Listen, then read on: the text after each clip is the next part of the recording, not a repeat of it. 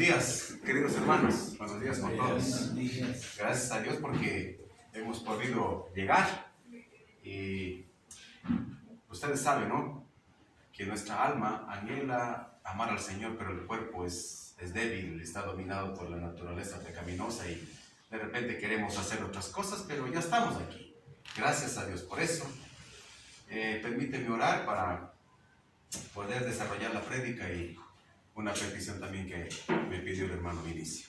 Entonces oramos por favor todos. Señor maravilloso, buenos días. Como dice la canción, Padre mío, dulce refugio eres en la tormenta. Y aquí venimos, primeramente con problemas, angustias, miedos, temores, necesidades, Señor. Pero con la confianza de que aquí podemos encontrar el dulce refugio, Señor, como dice tu palabra. No eres un mago que hace los actos de magia, Señor, a nuestro gusto y para entretenernos. No es así, Señor. Tú haces tu voluntad porque tu voluntad sabes que es perfecta, justa, santa y agradable, y punto. Ahí descansamos nosotros. Entonces estamos aquí para eso, Dios mío, para escuchar tu palabra y pedirte tu bendición. Domina nuestras almas, nuestras mentes, de tal manera que podamos dejar que tu palabra obre y transforme nuestras vidas. Y luego para poner en tus manos la necesidad, Señor, de Olivia, de Betty. Tú sabes en el fondo, tú sabes cada situación que le está pasando en su cuerpo, en sus pulmones, en su mente, en su espíritu, Señor, en su alma. Tú sabes lo que está pasando ahí, tú la conoces. Y queremos pedirte que por favor hagas tu santa voluntad como su esposo así lo pide. En tus manos estamos seguros.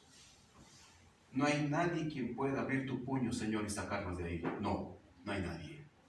Entonces aquí venimos a descansar en eso, Padre mío. A dejar que tu voluntad, tu misericordia, tu plan se cumpla en hermana Betty, Señor. Para tu honra y para tu gloria, Señor. En el nombre de Jesús. Amén. Amén. Amén.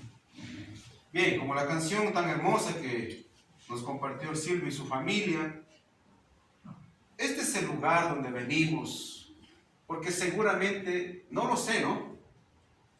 No sé qué tormenta estabas pasando afuera. Y afuera estás con frío, la barca parece que se hunde, el mar está muy bravo, está muy bravo. Tu esposo, tu esposa, tus hijos, la sociedad, el gobierno, no tienes trabajo, tu enfermedad. Esa tormenta está complicada. Pero aquí es el lugar, como dice la canción. Y después dice la canción, dulce refugio, en la tormenta eres, Señor Jesús, porque tú me alientas y me alimentas con tu palabra y con tu amor. Pues eso venimos a hacer hoy y en el nombre de Jesús yo quiero compartirles esta prédica. Bien, mis hermanos, en la primera parte de la prédica hablamos del poder del pecado. ¿Se acuerdan del PP? Eso fue hace un mes. Y para eso nos basamos en los 13 primeros versículos del capítulo 7 de Romanos. Esa maravillosa carta que dijimos que era considerada por los teólogos como el magnum opus, la grande obra de Pablo. Y ahí analizamos y vimos que este PP, este poder del pecado, es peligroso, despiadado, manipulador, agresivo, incitador, chantajista, mentiroso, fuerte. Tengo que decir todos estos adjetivos porque eso es el poder del pecado. Y que estamos dominados por este poder. Aprendimos también que es tan atrevido que es capaz de utilizar la misma ley que es buena y es santa para esclavizarnos. Eso aprendimos, eso nos enseñó Pablo en los primeros versículos del capítulo 7. Y aprendimos que desgraciadamente todos estamos en esta condición, todo ser humano, antes de llegar a ser hijo de Dios. Cuando llegas a ser hijo de Dios, cambia la situación. Y hoy, en esta segunda parte, vamos a analizar la lucha despiadada, en cambio, en el mismo capítulo 7, desde los versículos 14 al 25, vamos a analizar la lucha despiadada y sin tregua que se libra dentro de nosotros. Pero también vamos a aprender cuál es la alternativa divina a esta terrible situación. Dicho de paso, mi hermano, esto solo sucede en la vida de un creyente genuino. En la iglesia tenemos que enfatizar que si no hemos nacido de nuevo, esta lucha no se da. Esta no se da. Entonces, mi hermano, en la vida, en este mundo, en la vida humana, hay dos clases de personas. Los que son hijos de Dios y los que no lo son. Y acá también están paganos, ¿no? Gente que no es del pueblo de Dios, que aparenta ser pueblo de Dios. La hipocresía, mi hermano. Y una vez más, si no se ha arreglado este tema del nuevo nacimiento, si tú sabes que en tus hijos, en ti mismo, en tus papás, en algún amigo, si no hay esto, pues este tema hay que arreglarlo pronto.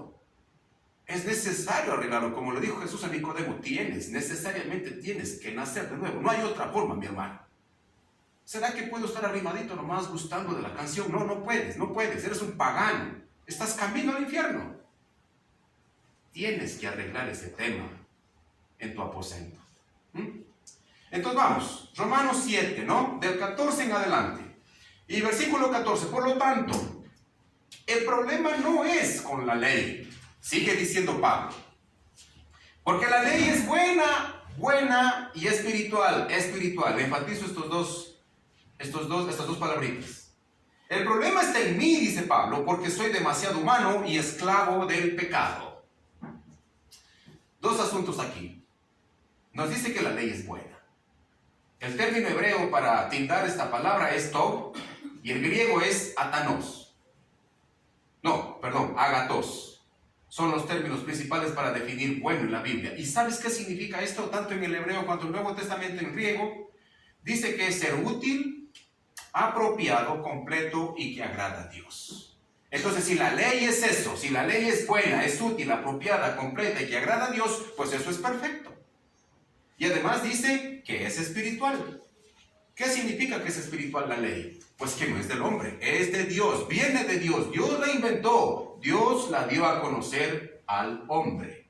Eso significa que es de Dios. Además, la ley te enseña la santidad de Dios. La ley te enseña el estándar de Dios. La ley te enseña la perfección de Dios. Tenemos un grande reto cuando nosotros conocemos la ley de Dios. Aplicarnos a la ley de Dios, tratar de obedecerla es un reto demasiadamente grande. Porque eso explica, eso te da a entender lo que Él demanda de nosotros. Y dos, en el versículo decía, entonces, si la ley es buena, si la ley es santa, ¿cuál es el problema?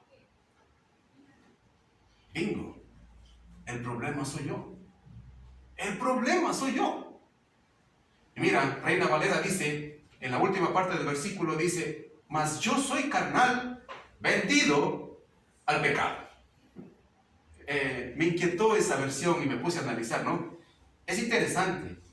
Esta analogía nos da a entender que nosotros, los hijos de Dios, no somos esclavos porque fuimos derrotados en la guerra. En la antigüedad, tú sabes de eso. Un reino derrotaba al otro, por inercia, pasaban a ser esclavos. No es nuestra situación en la analogía que Pablo hace aquí. Entonces, ¿cuál es? Lo que nos quiere decir esta analogía es que el pecado, el PP, el poder del pecado que habita en nosotros, mi hermano, usa nuestra propia naturaleza humana. Ojo con esto. ¿Con qué objetivo? Con el objetivo de secuestrarte, de hacer su voluntad, el poder del pecado, con tu naturaleza humana, y luego de eso llevarte preso a la potestad de las tinieblas, porque la paga del pecado es la muerte. Esa es la analogía, mi hermano, aquí, cuando dice que estamos vendidos al pecado. No es que estamos derrotados porque Jesucristo ganó esa batalla contra el pecado. No es por ese motivo que Pablo dice estamos esclavizados. Es porque nosotros tenemos dentro de nosotros el poder del pecado, nuestra naturaleza, y cuando ella nos envuelve y cometemos el pecado, pues ya somos esclavos del poder del pecado. Esa es la analogía en esto. Entonces, un creyente no escoge ser esclavo. Él sabe que ya es libre, pero un pagano sí escoge ser esclavo. El pagano le encanta su pecado, le gusta, protege, cuida su pecado, se especializa en su pecado. Pues nosotros ya no. Nosotros estamos luchando en contra de nuestra envidia, de nuestro odio, de nuestra avaricia, de nuestras lujurias. e intentamos correr lo más lejos posible de eso. Eso es lo que pasa en el creyente. De esta realidad que estoy hablándoles a ustedes, de este poder que habita en nosotros, se desprende esta lucha interior, dura, desgastante, fea, muchas veces desesperante y desalentadora. Seguramente te levantaste alguna vez, o te levantas, ¿no? O tal vez estás pasando en la tormenta, te levantas en la noche preocupado, ¿qué debo hacer? Es complicada la situación. Me ha pasado tantas veces, pero ¿qué es lo que haces ahí? ¿Tomas la pastillita para dormir? ¿O sacamos la Biblia o nos arrodillamos, como decía Vinicio, y conseguimos lo que queremos de rodillas?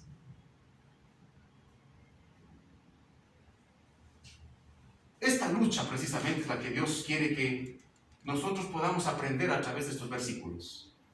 Nos quiere enseñar Dios a enfrentar usando estrategias divinas y usando la propia experiencia de Pablo. ¡Qué hombre! Ya vas a ver cómo se desarrolla esto.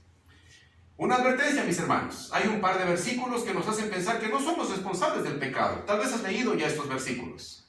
Pero, ojo, eso no es lo que está enseñando Pablo. Pablo no te está enseñando que vos eres libre o eres una víctima del pecado. No, eso no está enseñando. Pablo está enseñando del poder del pecado en ti y cómo él te manipula y cómo él te arrastra. Y cómo tú tienes que luchar con él. Eso es lo que está él queriendo enseñarte. No lo otro. Versículo 15. Realmente, dice Pablo, no me entiendo a mí mismo. ¿No te ha pasado alguna vez eso? Porque quiero hacer lo que es correcto, pero no lo hago. En cambio, hago lo que odio. ¿Cómo es eso? ¿No se supone, señor Pablo, que ustedes se encontró con Jesús? ¡Qué dilema! Esto se parece a la vida de Smigol, por eso tienes en el programita esto. Y no sé si tú has leído esta obra de Tolkien, El Señor de los Anillos, o has visto la película también. Este es el famoso Smigol.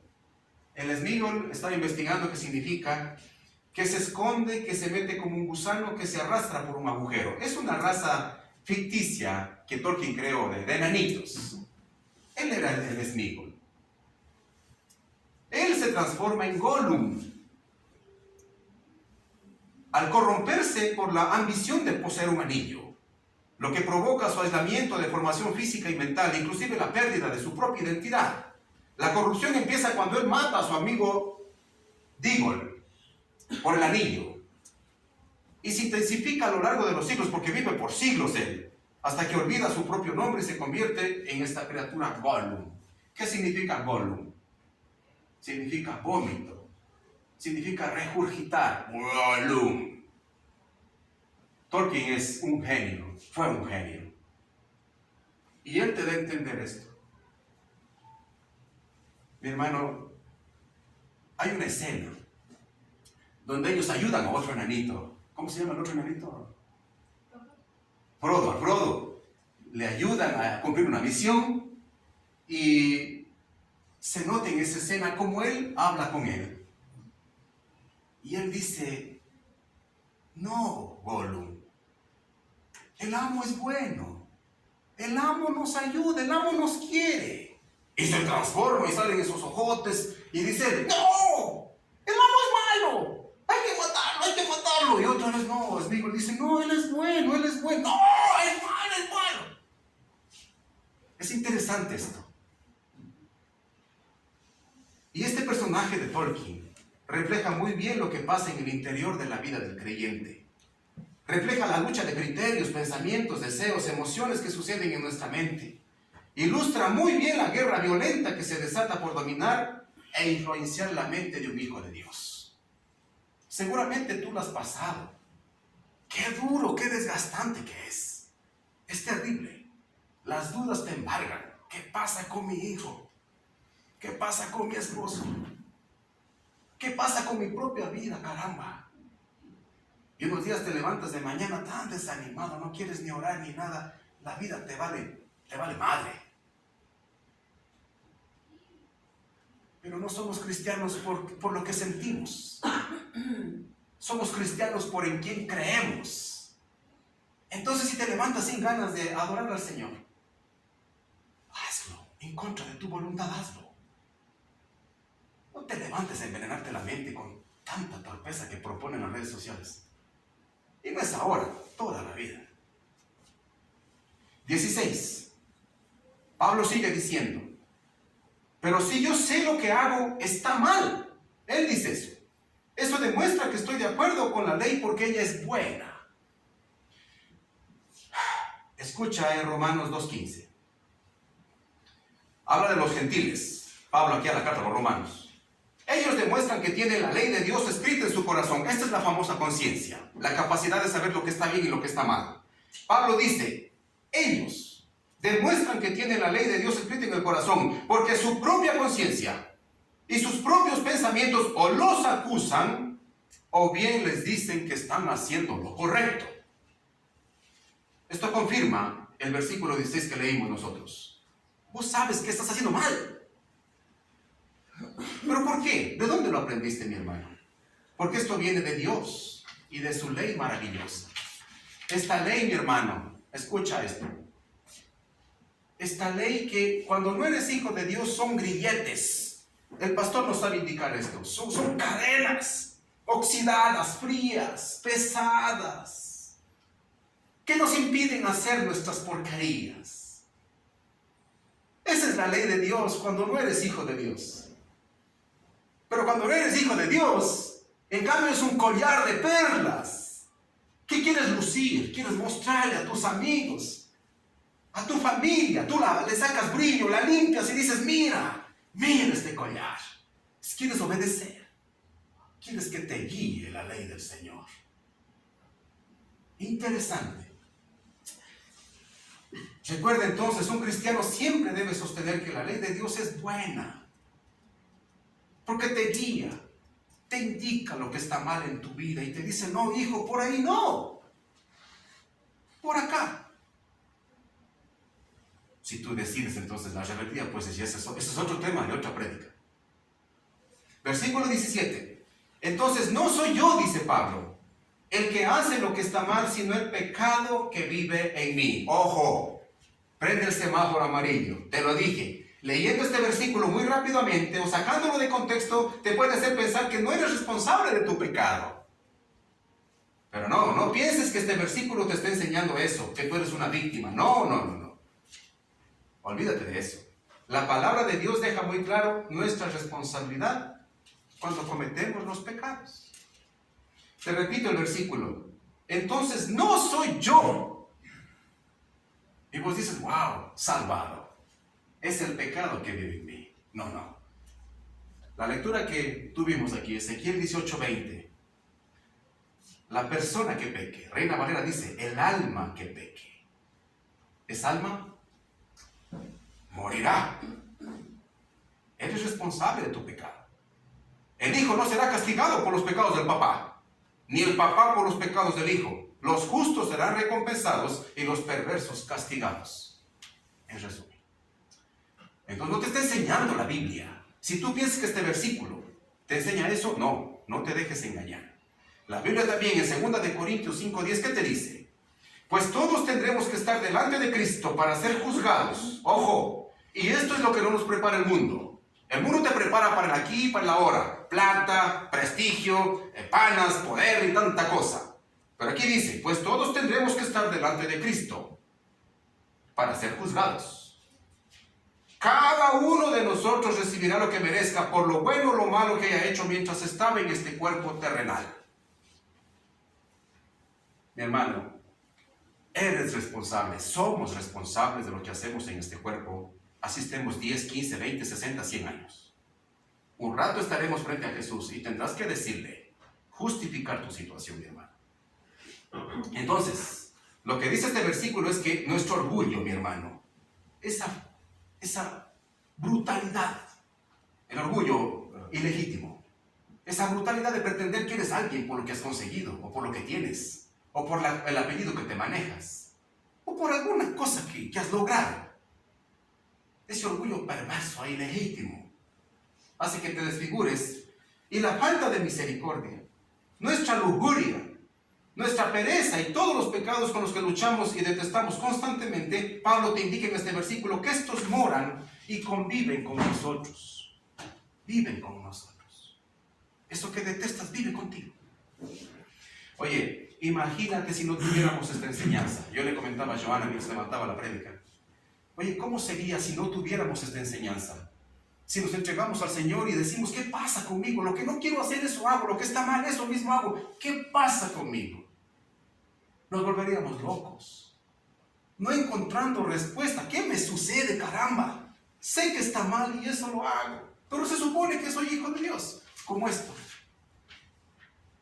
Pero gracias a Dios tenemos esta enseñanza, mi hermano. Anda y lee todo el capítulo 7. Lee toda la Biblia.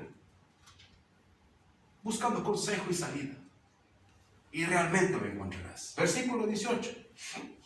Yo sé que en mí, es decir, en mi naturaleza pecaminosa, no existe nada bueno. Oye, tu hijo chiquito, por más hermoso que sea, en su naturaleza no hay nada bueno, dice la palabra de Dios.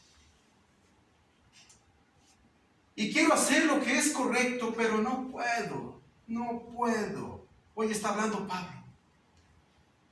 Yo agradezco a Dios por el apóstol Pablo, ya que a través de su propia lucha nosotros podemos ser edificados y orientados en cómo enfrentar estas cosas. Debemos entender que este cuerpo, si no está bajo la influencia del Espíritu Santo, es un instrumento de impiedad, de pecado. Si tú no te convences de eso, estás equivocado. Nosotros somos instrumentos de pecado si el Espíritu Santo no nos domina. La Biblia nos dice en Salmo 51:5, he aquí en maldad he sido formado y en pecado me concibió mi madre. Oye, en esa condición, ¿quiénes somos nosotros? Somos enemigos, nacemos como enemigos de Dios. No hay nada bueno en nosotros. Y de repente en nuestro orgullo queremos hacer lo que brutalmente pensamos que está correcto. Estamos equivocados. Dios ama al humilde, resiste al orgulloso.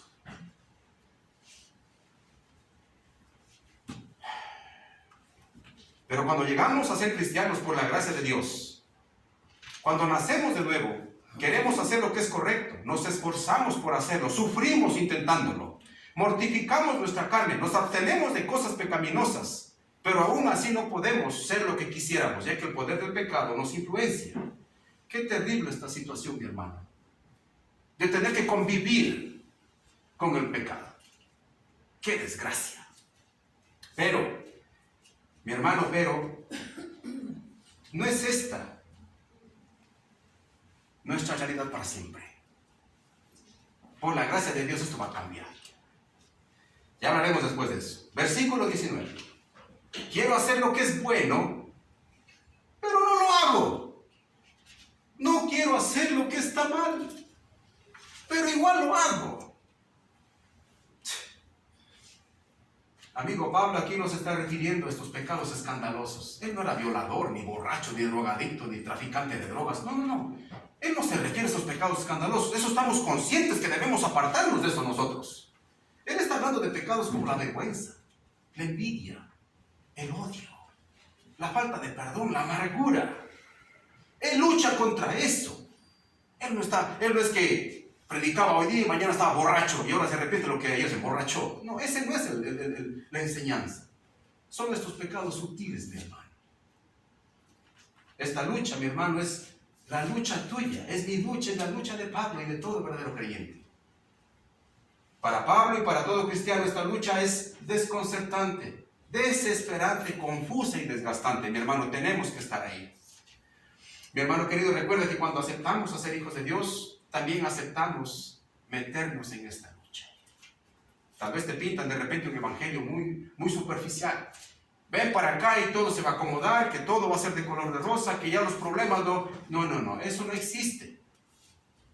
Mira, lee la Biblia, todos los hombres, desde Génesis, desde el propio Adán, que tuvo una responsabilidad del mismo Señor, hasta todos en el Apocalipsis, todos los hombres tendrán que enfrentar esta lucha entre el bien y el mal, todos. No hay uno que se escape. Sabes, queremos hacer lo bueno, como dice Pablo, pero no lo hacemos. Queremos hacer lo que está bien, pero no nos da la gana de hacerlo. Sabemos lo que está mal, pero eso mismo hacemos. ¡Qué brutalidad! Y gracias a Dios porque Él nos provee a través de su palabra alternativas espirituales, alternativas efectivas para lidiar con estos asuntos. Oye, la armadura de Dios, Efesios 6. ¿Cómo estás con ese asunto? ¿Has analizado esa clase de armas que tienes? ¿Sabes lo que es el cinturón de la justicia? La coraza de... No, el cinturón de la verdad creo que es. ¿Verdad, no es cierto? La coraza de justicia. El yelmo de la salvación, el pasado del evangelio. El escudo de la fe, la espada del Espíritu, que es su palabra. ¿Cómo estás con ese asunto? El Señor te ha puesto esas armas, pero nosotros tal vez ni las hemos desempolvado. Además te propone también la fe, la oración, el evangelio, el fruto del Espíritu. ¿Cómo estás con el fruto del Espíritu Santo? ¿Qué crees que es consecuencia de lo que eres bueno? El fruto del Espíritu, está clarito, es fruto de Él.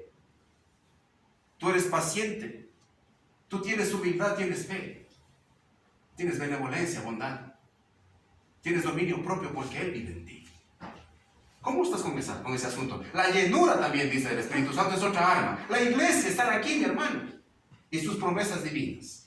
No estamos indefensos. Escucha a Jesús ordenándole a ti y a mí. ¿Cómo es que un hijo suyo, un discípulo suyo debe enfrentar los momentos duros de la vida? Mira, te voy a leer el Mateo 26, 41. ¿Tú te recuerdas cuando, después de la Santa Cena, de la última cena, Él se fue al Monte de los Olivos, a un ladito que se llama Getsemaní, a orar? Y se llevó a Pedro, a Juan y a Santiago. Y cuando Jesús iba a orar, les decía, oren, ayúdenme, acompáñenme. Y cuando volvía, ¿cómo los encontraba? Dormidos. Un par de veces en lo mismo. Y al final les dice el Señor Jesús, Mateo 26, 41, velad y orad, para que no entréis en tentación. El espíritu a la verdad está dispuesto, pero la carne es débil. Esa fue la otra lectura también. En momentos duros, este era un momento terrible. Jesús iba a ser apresado y vos sabes después lo que se desarrolla. Cuando estés en ese momento tan duro, tienes que velar y tienes que orar. Y lógicamente, como un estudioso de la palabra de Dios ahora, porque sé que esa es mi esperanza, tuve que ir a averiguar qué es velar, porque uno piensa que velar es estar ahí mirando un muerto y esperando nomás ahí hasta que lo entierren y él no va a la casa. Velar significa, escucha, literalmente, abro comillas, significa estar espiritualmente despierto, alerta y preparado para las tentaciones y los eventos futuros, funcionando como un guardián o un centinela. Implica mantener la sobriedad y la vigilancia constante. ¡Wow! Jesús sabía por qué dijo, mantente velando. Esto es velar. Tú eres un guardia de tus pensamientos. Tú sí sabes que primero el Señor Jesús dijo que adentro se maquina toda tu porquería y luego el cuerpo lo expresa. Siempre insisto en esto yo, porque estoy convencido de eso. ¿Qué te metes en la cabeza? ¿Qué estás soñando? Cuando estás acostado, cuando estás tu tiempo libre, ¿qué es lo que está invadiendo tu mente? Lujurias, resentimiento, odio, dudas, pecado. ¿Qué está pasando ahí? Ten cuidado con lo que metes en tu cabeza. Velad, dice el Señor, velad. Es un vigilante que cierre qué es lo que pasa a mi mente y punto. No somos un basurero donde viene y vomita el Gollum. No. Somos templo del Espíritu Santo. Por ende, cierne lo que pasa a tu alma, a tu mente. Y luego dice orar el Señor, velad y orar. ¿Qué significa orar? Tú sabes, es una relación genuina, una relación potente, firme, entre la criatura y el Creador. Privilegio tan grande que el Señor nos da. Eso es orar. Entonces Jesús dice, vela y ora, todo el tiempo, todo el tiempo. Versículo 20. Pablo sigue diciendo, ahora, si hago lo que no quiero hacer, realmente no soy yo el que hace lo que está mal, sino el pecado que vive en mí. Otro versículo que te puede confundir si lo analizas a la ligera. Ah, es que no soy yo, pues es el pecado, el mal que vive en mí, él es el que hace eso. No, recuerda mi hermano, Estamos libres del pecado por la gracia de Dios, pero seguimos aún en la presencia del pecado. Ya no somos esclavos, pero cohabitamos en este cuerpo con el pecado. Acuérdate, este versículo no es para justificar que nosotros somos víctimas, para nada. Mi hermano, este versículo lo que enseña es que el pecado vive en nosotros y así será hasta que muere este cuerpo. Lo siento, mi hermano. Muchas veces ya queremos que se acabe esto. Nosotros queremos ya tener victoria sobre esto. Nosotros queremos sentir realmente el poder aplastando esas necesidades y cosas que tenemos dentro de nosotros. Pero no es posible desde este lado de la vida. No es posible. Nosotros tenemos que pararnos firmes, aguantar y soportar con las armas del Señor esta lucha tenebrosa con el pecado. Gracias a Dios, su palabra nos enseña que nunca tenemos que seguir atormentados pensando que así va a ser nuestra vida por la eternidad. Seríamos miserables. Mira lo que dice el apóstol Juan en su primera carta, primera de Juan, capítulo 3, versículo 2. Amados, ahora somos hijos de Dios, claro, somos. Y aún no se ha manifestado lo que hemos de ser. ¡Wow! Pero sabemos que cuando Él venga, se refiere a Jesús, seremos semejantes a Él. Claro, no vamos a ser dioses como Él, pero vamos a ser glorificados sin mancha, sin pecado, porque le veremos tal como es Él. Mi hermano, qué maravilla. Habrá un momento, resiste un poco más, hermano. Luis, no aguanto más. Yo también hay cosas que no aguanto más, mi hermano. Pero la promesa del Señor quiero aguantar. Habrá un momento cuando ya seremos como Jesús, sin mancha, sin pecado, por la obra de Él a favor de nosotros. Y también en 1 Corintios, capítulo 15, 42-44, aquí habla de sembrar el cuerpo. Y dice, así también en la resurrección de los muertos, se siembra en corrupción, pero se resucita en incorrupción. Se siembra en deshonra, pero se resucita en gloria. Se siembra en debilidad, se resucita en poder. Se siembra en un cuerpo animal, se resucita en un cuerpo espiritual. Y termina diciendo, hay un cuerpo animal y hay un cuerpo espiritual. No vas a pensar que es el versículo de los evolucionistas, que venimos del mono. No. Cuando vas a otra traducción, a la Nueva Traducción Viviente, por ejemplo, ahí dice, de este versículo mismo, hay cuerpo natural y cuerpo espiritual. Se refiere al cuerpo orgánico, es decir, esto se muere, se acaba, y viene un cuerpo espiritual. No está enseñando otra cosa. Entonces, ¿qué significa? Que no viviremos toda la vida en este cuerpo, mi hermano. Estas enseñanzas deben fortificar nuestra esperanza en las promesas de Dios. Mi hermano, en vez de recurrir a sabiduría humana, aquí está Paulina, que es psicóloga, y ella sabe muy bien que hay buena psicología y mala psicología. Hay una psicología que se basa en convencerte de que tú eres la víctima del problema. La palabra de Dios dice, no, el culpable es tú. Y tenemos técnicas y formas de poder ayudarte. Claro. Pero la otra dice, no, tú eres la víctima, cuidado, tú eres el resultado de alguien que te hizo daño. Mentira, mi hermano. Nosotros somos los victimarios. Recuerda, mi hermano, estamos libres del pecado, pero estamos aún en su presencia. Pilas con eso. Versículo 21. Sigue diciendo, he descubierto el siguiente principio de vida, que cuando quiero hacer lo que es correcto, no puedo evitar hacer lo que está mal. Mi hermano, esto parece un dilema de nunca acabar. Pero recuerda, la liberación en Cristo ya está ganada. Esa no es nuestra lucha. Nuestra lucha es con nuestro pecado. A mí personalmente me da tranquilidad escuchar el testimonio del propio Pablo, porque puedo entender que no hay personas perfectas, sino que hay personas que hemos decidido luchar en contra del pecado. Eso sí hay. El propio Pablo nos cuenta su experiencia y dice, no, si lo que no quiero hacer, eso mismo hago. Ánimo, hermanos, el apóstol Pablo nos enseñó a vivir bajo la presión de esta lucha. Él te está enseñando eso. Pero también te enseñó a vivir bajo la llenura del Espíritu Santo. Esforcémonos entonces por seguir ese ejemplo y procuremos, como dijo Vinicio, arrodillados, conseguir la misericordia del Señor. Versículo 22. Amo la ley de Dios con todo mi corazón. Versículo 23. Pero hay otro poder, otro PP, dentro de mí que está en guerra en mi mente. Oye, ¿sabes lo que es la guerra? La guerra es destrucción, miseria, aniquilación, injusticia, brutalidad. Hay una guerra en mi mente. Ese poder me esclaviza al pecado que todavía está dentro de mí. Es lo que te enseña la palabra de Dios. Mi hermano, lo siento. Uno viene fantasiosamente a la iglesia a encontrar una falsa paz.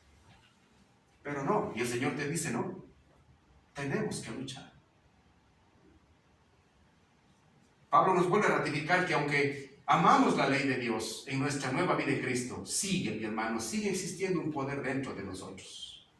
Gálatas 5:17, también la lectura, dice, porque la carne desea lo que es contrario al espíritu, y el espíritu desea lo que es contrario a la carne, y ambos se oponen mutuamente para que no hagan lo que quieren. Es nuestra realidad, mi hermano, es nuestra realidad. Versículo 24, soy un pobre desgraciado.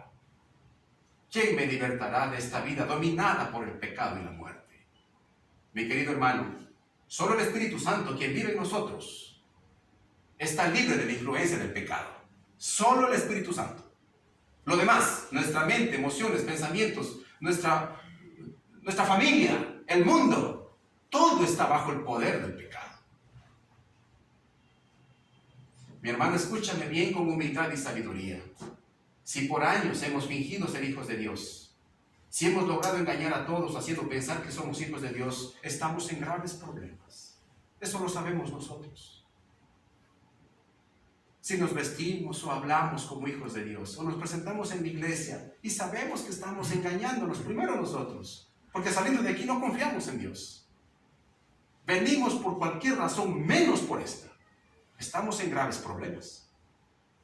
Pero si somos hijos de Dios, seguramente el Espíritu Santo nos ha convencido de que estábamos bajo el poder del pecado y la muerte, de que éramos esclavos del pecado, éramos impíos, inmundos, asquerosos, repugnantes, dignos de condenación eterna. Tú dirás, Luis, ¿por qué hablas tan feo?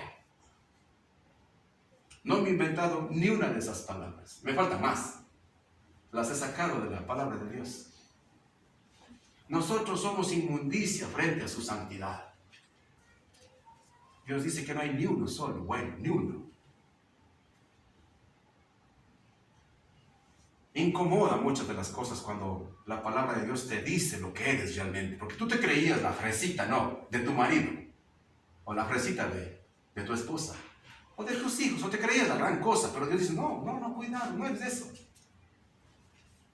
Me costaste la sangre de mi hijo.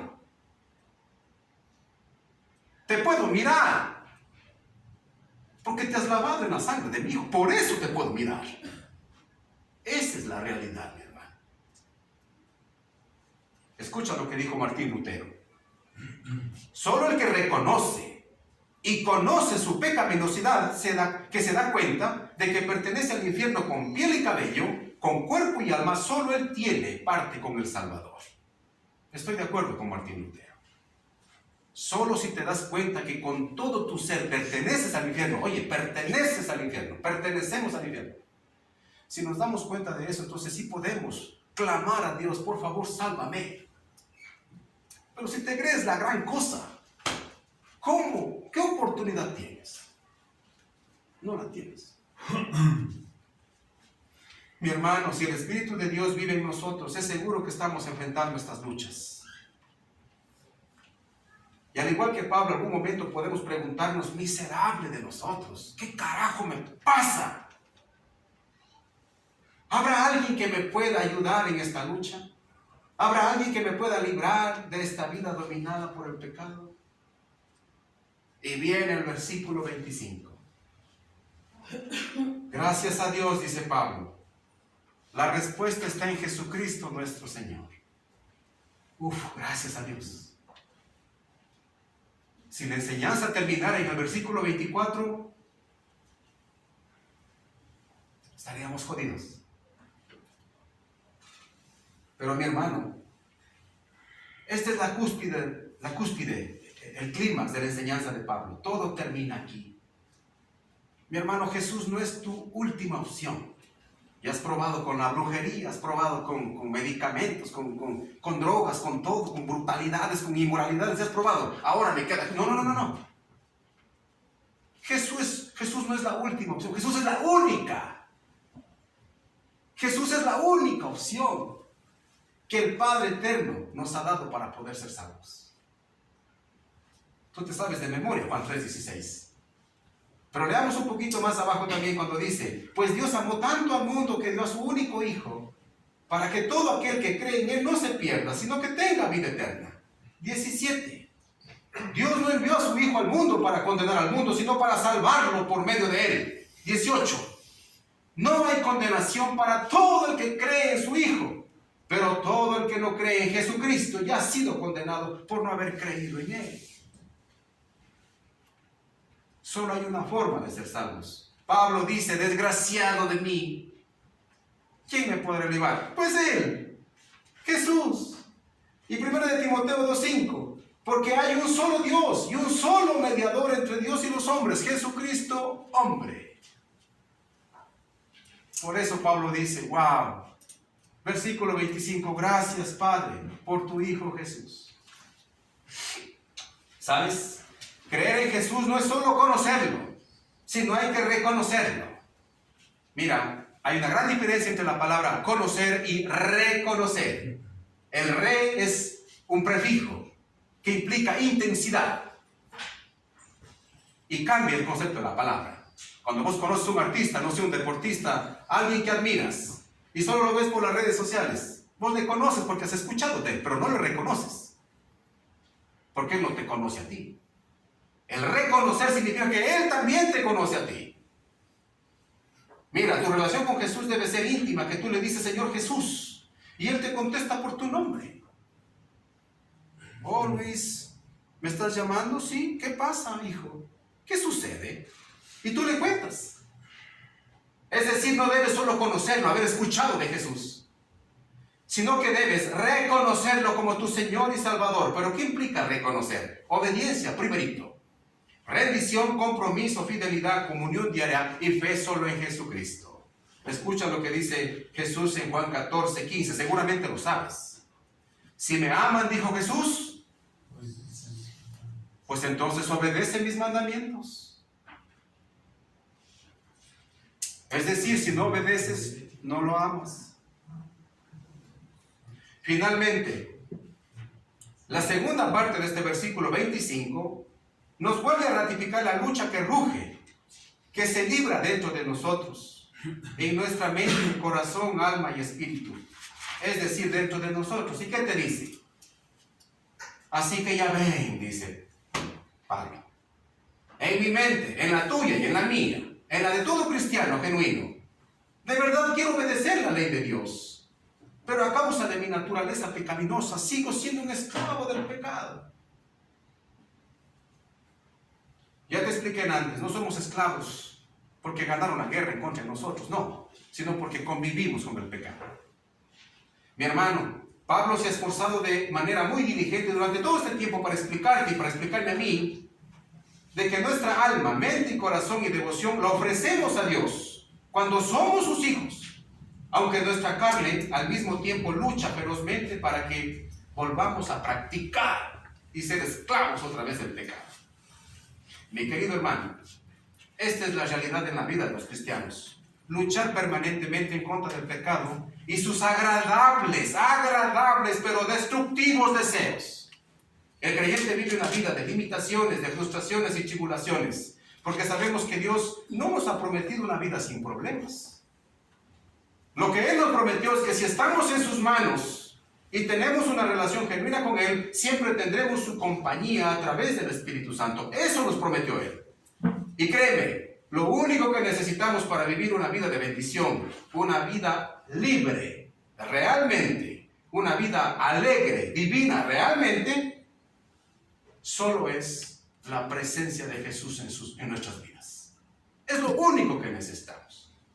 Mi querido hermano, nunca olvides que Dios el Padre eterno, el Todopoderoso, nos ama tanto que nos ha dado a su Hijo Jesucristo para que podamos ser salvos. para que podamos disfrutar de verdadera libertad, y nos ha dejado de su Espíritu Santo para darnos vida espiritual, ya que estábamos muertos en delitos y pecados, y para poder enfrentar y tener victoria legítima sobre el poder del pecado. Querido hermano, déjame decir lo siguiente y termino. Que todas las criaturas aquí en esta tierra, sobre esta tierra y debajo de esta tierra, y aún en todos los cielos, le demos toda la gloria, toda la honra, toda la alabanza eternamente al único y verdadero, al todopoderoso Dios del universo, por todo lo que ha hecho.